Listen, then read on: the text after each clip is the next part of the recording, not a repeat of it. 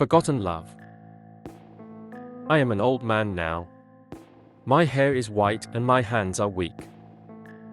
I sit by the window every day, watching the trees outside. The wind moves the leaves softly and I remember my past. Memories come like waves. Some make me smile and some make me cry. I had a wife, her name was Sarah. She was kind and beautiful, with a warm smile that made every day brighter. We had 3 children, 2 boys and a girl. I worked hard every day to give them a good life. I wanted them to have what I never did. My wife cared for the house, cooked meals, and helped the children with their school work. Our home was full of laughter and love. Years passed and the children grew up. They went to school, made friends and started spending less time with us. I understood they needed to explore the world. But it still made me sad. Sarah would always tell me, "They will come back, they love us." I believed her one day. Sarah became sick. She stayed in bed for many weeks. I took care of her, cooked for her, and sat by her side. I told her stories to make her laugh. But she was too weak. She looked at me and said, "Take care of the children. They need you." One night, she closed her eyes and never opened them again. My heart broke into pieces. The house became quiet and lonely. I hoped my children would stay with me and fill the silence, but they were busy with their own lives. They came to visit less and less. One day, they sat with me and said, "You cannot stay alone. It's better for you to live in a home for old people." I wanted to say no, but I saw no other choice. My heart hurt, but I nodded and went with them. Now I sit here alone. The days are long and the nights are cold. I think of Sarah and the life we had together. I ask myself, did I fail as a father? Did I do something wrong? But there are no answers. Only silence. This place is called the Golden Years home. It is clean and quiet. There are other old people here sitting in their chairs. Lost in their thoughts, some of them talk to me. But most of the time I sit alone. The nurses are kind, but they are busy. They bring me food, give me medicine, and sometimes smile at me. Every morning I wake up early. I sit by the window and watch the sunrise. The light paints the sky with colors, and for a moment I feel peace.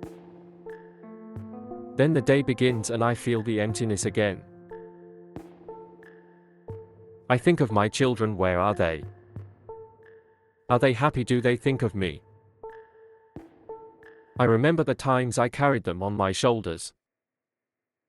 We went to the park, played games, and laughed.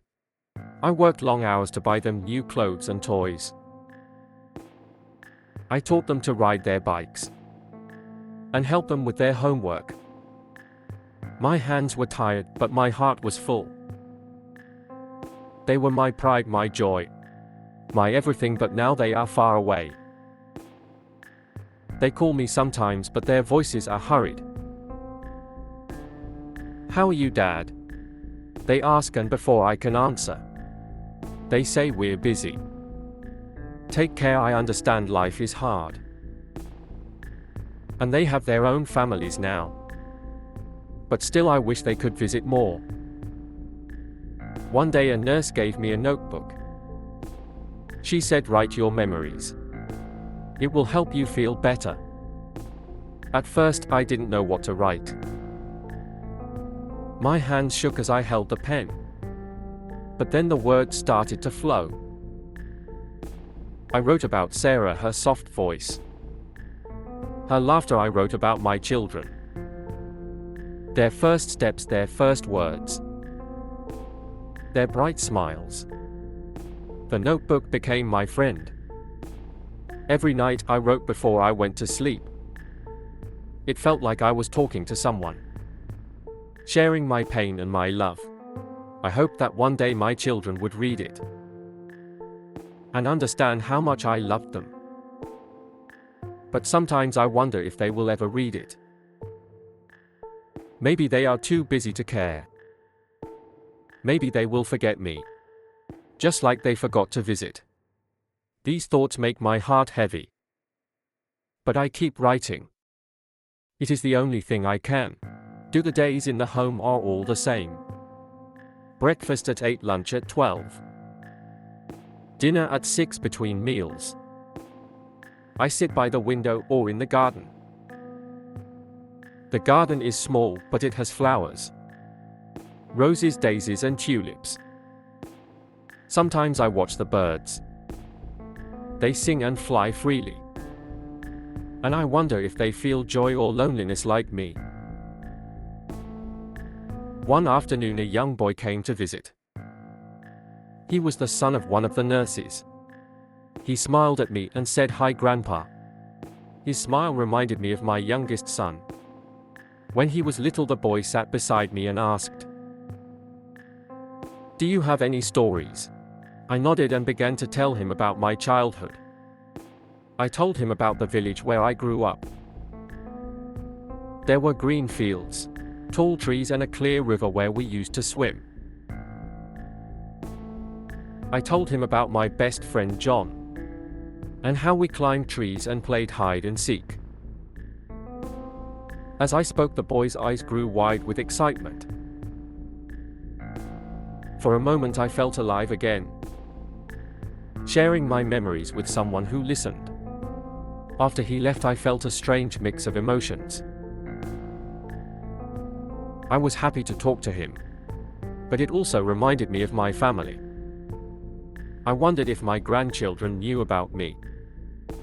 Do they know how much I miss them? Do they know how much I want to hold them and tell them stories too? One evening I asked the nurse if I could call my eldest son. She handed me the phone, and I dialed his number with shaking hands.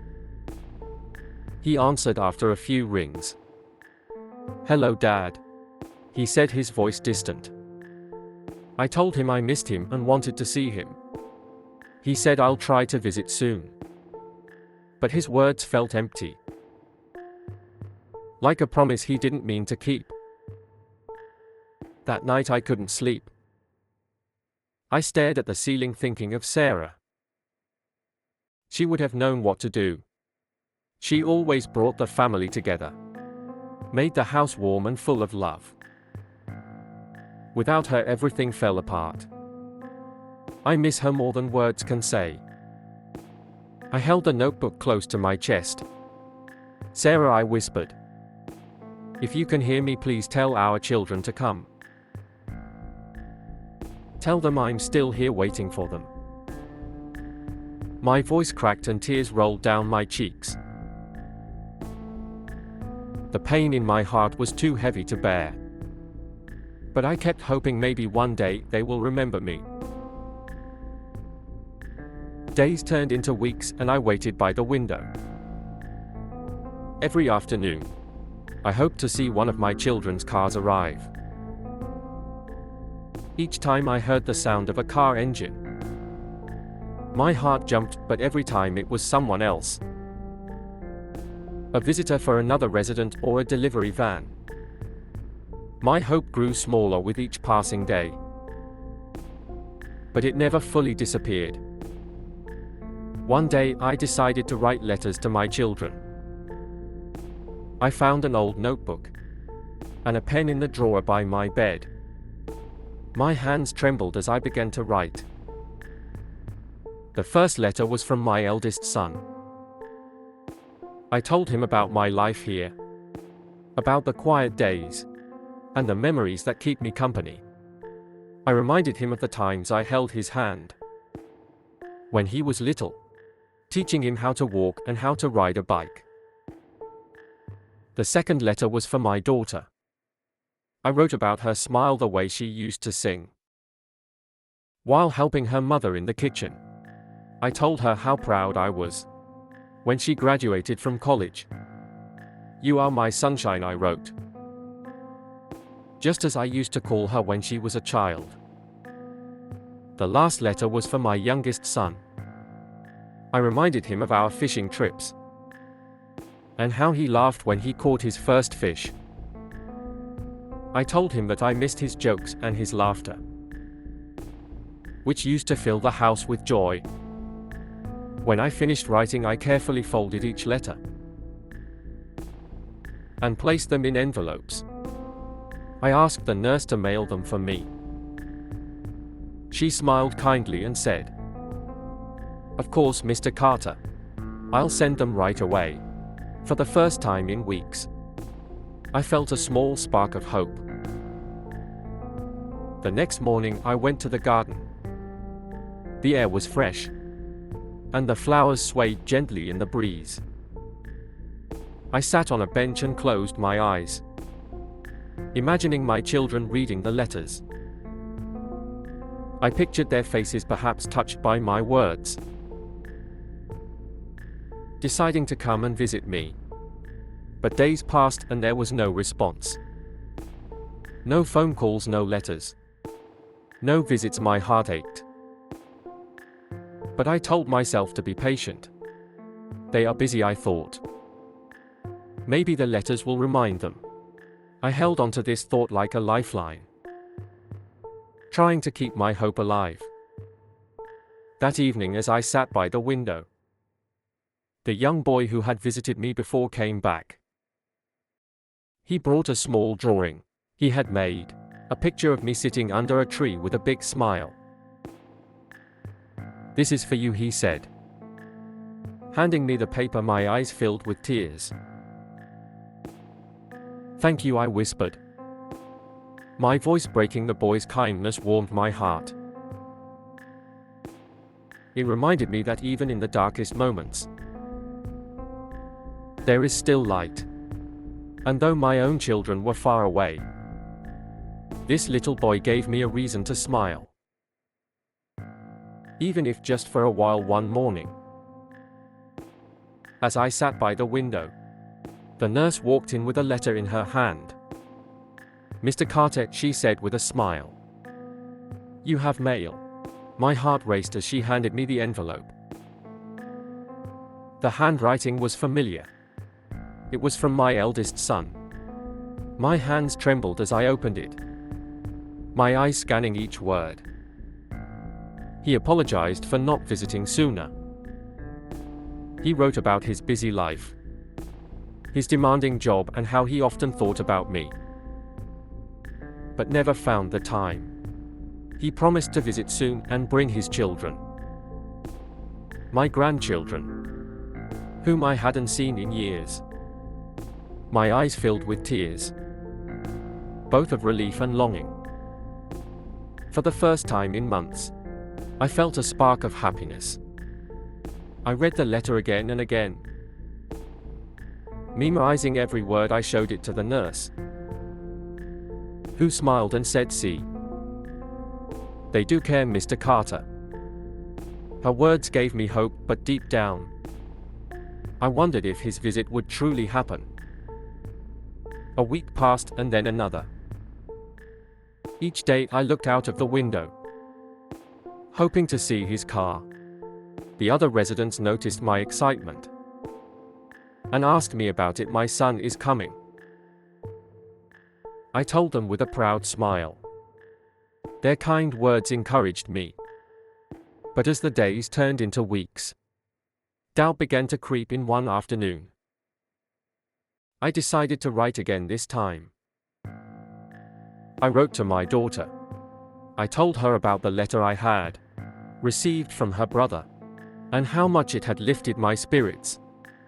I reminded her of the times we used to sit together and talk about her dreams. "I miss our conversations," I wrote, hoping my words would reach her heart. I gave the letter to the nurse to send, And once again I waited.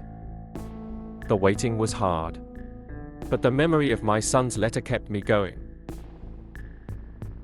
I spent my days in the garden, talking to the young boy who often visited.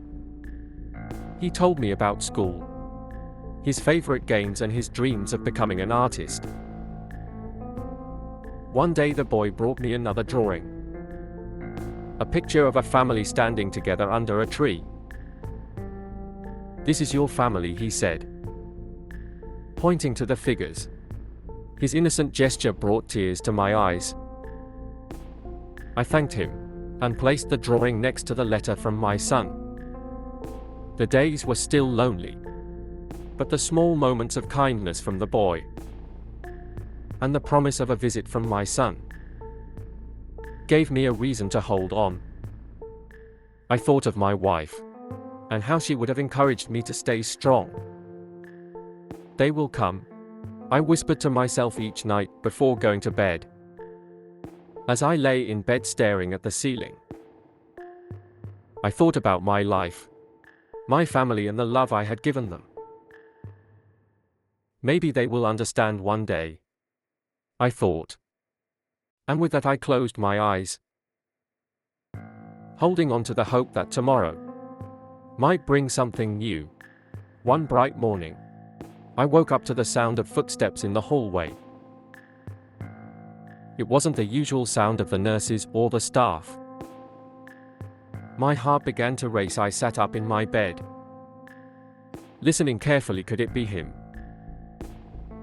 Could it be my son? The door opened slowly and there he was. My eldest son, standing tall but looking hesitant. Behind him were two little children holding his hands. My eyes filled with tears, and for a moment I couldn't speak. He walked closer, his face a mix of guilt and warmth. "Daddy," said softly, "I'm here." I opened my arms and he leaned down to hug me. It was the first time in years that I had felt his embrace.